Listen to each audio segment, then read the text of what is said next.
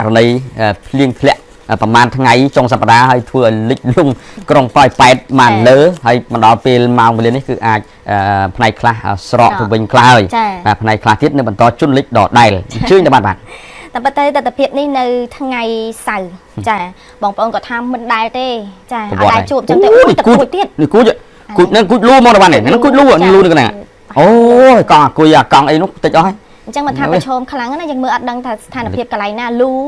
បើកម្របមិញដឹងតែលូមិញហ្នឹងគឺកម្របអត់មានប្រយោជន៍បាទអញ្ចឹងបើសិនជាបងប្អូនឲ្យគាត់ទៅដល់កន្លែងហ្នឹងអូឡាននេះលិចដល់ចំហហ្នឹងប្រិមត្តហើយលិចខ្លាំងលិចខ្លាំងហើយភ្លាមហ្នឹងក្រោយពេលដែលលិចធំយកហ្មង3ម៉ោងជា2ម៉ោងកម្លាំងស្នងការដ្ឋានគោបាលខេត្តបន្ទាយមានជ័យបាទហើយនឹងបញ្ជាការដ្ឋានកងរាជអាវុធហត្ថខេត្តបន្ទាយមានជ័យចេញប្រតិបត្តិការភ្លាមហ្មងដោយជួយប្រម៉ែប្រមូលអីវ៉ាន់បងប្អូនប្រជាពលរដ្ឋរបស់យើងចានក្បានអីផ្សេងគ្រឿងទេសយកចេញឲ្យកុំឲ្យមានការលិចលង់ខ្លាំងណាព្រោះតែកម្លាំងគោបាលដាក់ទៅនឹងគឺច្រើនរយនាក់ថ្ងៃកន្លងទៅនោះហើយមានការបញ្ជាផ្ទាល់ពីឧត្តមសេនីយ៍ទូសិតលោះស្នងការគោបាលខេត្តបាទព្រោះតែលិចខ្លាំងមែនទែនមិនដែលមានប្រព័ន្ធសូម្បីតែអាកន្លែងតំបន់ដីក្រហមហ្នឹងអាកន្លែងយើងក្បែរវត្តត្រាចហ្នឹងតំបន់ខ្ពស់ណាទឹកតែដីស្រាប់តែលិចអស់លិចទៅមកមុខវត្តថាលិចដល់តាមពាក់កណ្ដាលផ្លូវអញ្ចឹងបងប្អូនគាត់ថាគាត់មិនដែលជួបទេអត់ដែលជួបតែហ្មងហើយក៏អត់បានត្រៀមទុកណាន័យថាបើសិនជាយើងធ្លាប់ជួបយើងត្រៀមទុកតែពួកគាត់គាត់ថាតិចទាំងអស់ចាអោចមកយកមែនទែនមើលឡានចំហវាចង់ផឹកទឹកហ្នឹងនេះឃើញឡានទេបាទនេះអូលិចលើបានទៀតនេះ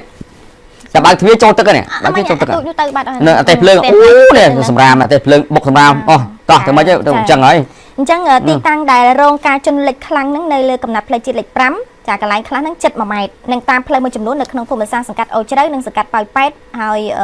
តំបន់បន្ទាប់ទៀតហ្នឹងមាននៅខាងតំបន់កាស៊ីណូចានឹងសង្កាត់ផ្សារកណ្ដាលហ្នឹងក៏ធ្ងន់ផ្សារកណ្ដាលហ្នឹងគឺធ្ងន់ខ្លាំងហើយចំនួនទឹកភ្លៀងនេះបណ្ដាលឲ្យជន់លិចផ្លូវធ្វើឲ្យម៉ូតូនិងយានយន្តជាច្រើនគ្រឿងមិនអាចចរាចរបានទេនឹងធ្វើឲ្យចាទឹកលិចចាចូលម៉ាស៊ីនថែមទៀតអញ្ចឹង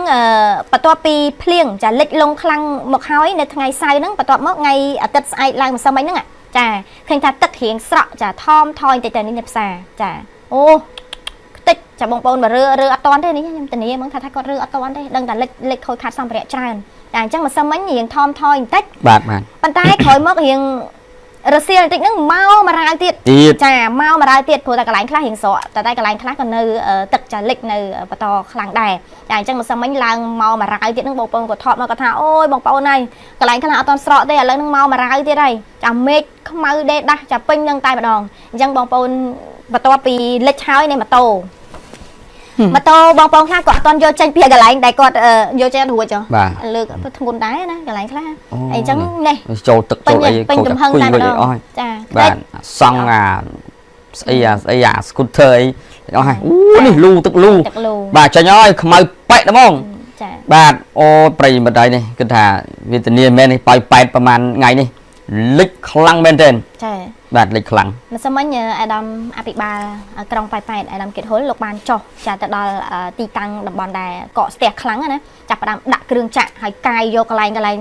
ដែលស្ទះនឹងចាញ់តែម្ដងអត់មានទុកយូរទេចាហ្នឹងហើយអរគុណមានអីលោកគិតហុលលោកលវាសដែរមិនទេមានអីធ្វើបើករណីកើតឡើងដោយប្រធានស័កអញ្ចឹងយើងមើលមិនឃើញមានតែការខិតខំប្រឹងប្រែងហើយយើងជាអាជ្ញាធរមូលដ្ឋានជាអាណាព្យាបាលបងប្អូនជាប្រដ្ឋយើងហ្នឹងហើយកាលណាលិចខ្លាំងយើងសម្របកន្លែងនោះឲ្យលឿនមុនគេរួចកន្លែងណាដែលមិនសូវអីអានឹងយើងទុកម្ដងសិនបាទហើយជឿជាក់ថាលោកគិតហុលបាត់ពិសោធន៍ច្រើនហើយបាទជាអភិបាលក្រុងប៉ោយប៉ែតផងបាទហើយជាអ្នកដែលជួយសម្របសម្រួលកិច្ចការងារច្រើនណានៅក្នុងមូលដ្ឋាន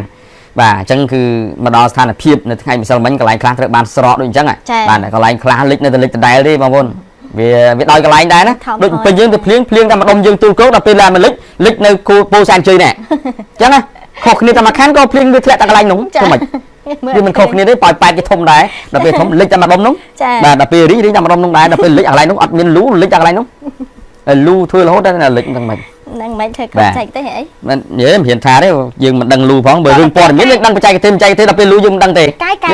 យមក1000មកខ្សែមកវាហ្មងហ្នឹងបានទៅឲ្យបើកមុខទឹកអីធំដូចច្បាស់ណានេះនៅខាងខេត្តកណ្ដាលច្បាស់ដោយសារតែឥឡូវហ្នឹងអាដាម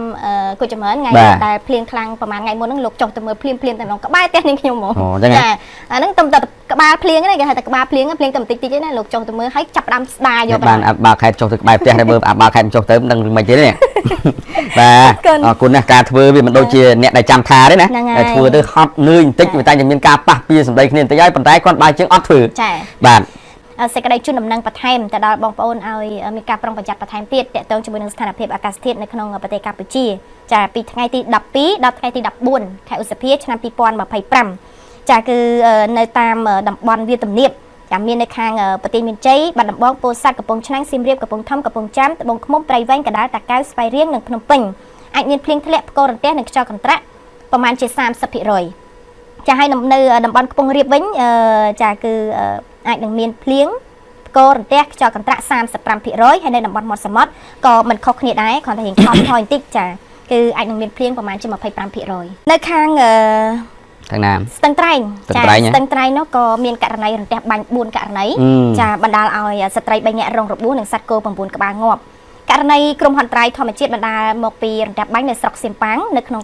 ពេលដែលមានភ្លៀងធ្លាក់ខ្លាំងចានៅយប់ថ្ងៃចុងសប្ដាហ៍នេះគឺបណ្ដាលឲ្យស្ត្រី3នាក់រងរបួសនិងងាប់គោចំនួន9ក្បាលភ្លាម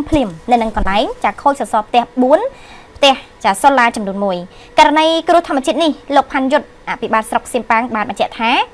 គឺកើតឡើងចំនួន4ករណីនៅទីតាំងផ្សេងគ្នាខណៈដែលមានភ្លៀងធ្លាក់មកខ្លាំងហើយក្នុងនោះចារងរបួសស្ត្រី3នាក់ទី1មានឈ្មោះថាវ៉នអាយុ32ឆ្នាំដេកចាំចំការនៅចំណុចភូមិសែងម៉ាឃុំស្រែសម្បូរស្រុកសៀមប៉ាងសន្លប់បាត់ស្មារតីទី2ឈ្មោះបុតណាចន្ទធីអាយុ21ឆ្នាំនិងទី3ឈ្មោះកាន់បុតអាយុ39ឆ្នាំរស់នៅភូមិឧបសម្ព័ន្ធ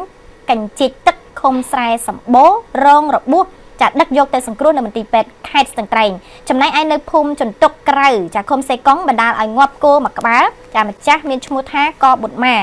និង8ក្បាលទៀតចាម្ចាស់មានឈ្មោះថាផនអនលោកអភិបាលស្រុកក៏អំពាវនាវទៅដល់បងប្អូនប្រជាពលរដ្ឋចា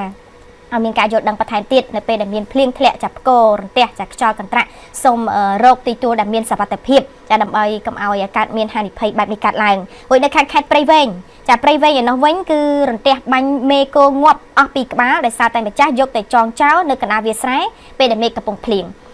មេគោផើមពីក្បាលត្រូវរន្ទះបាញ់ងាប់ដោយសារតែម្ចាស់ចងឲ្យស៊ីស្មៅនៅកណ្ដាលវាលស្រែពេលដែលមេឃកំពុងតែភ្លៀងធ្លាក់ចាអញ្ចឹងកើតឡើងនៅថ្ងៃម្សិលមិញម៉ោង6កន្លះចាមកថ្ងៃ10ថ្ងៃ10ម៉ោង6កន្លះនៅចំណុចវាលស្រែនៅក្នុងភូមិអំពិលឃុំរំជែកស្រុកព្រះស្ដេចខេត្តព្រៃវែងម្ចាស់គោឈ្មោះថាវិតស៊ីណាអាយុ28ឆ្នាំ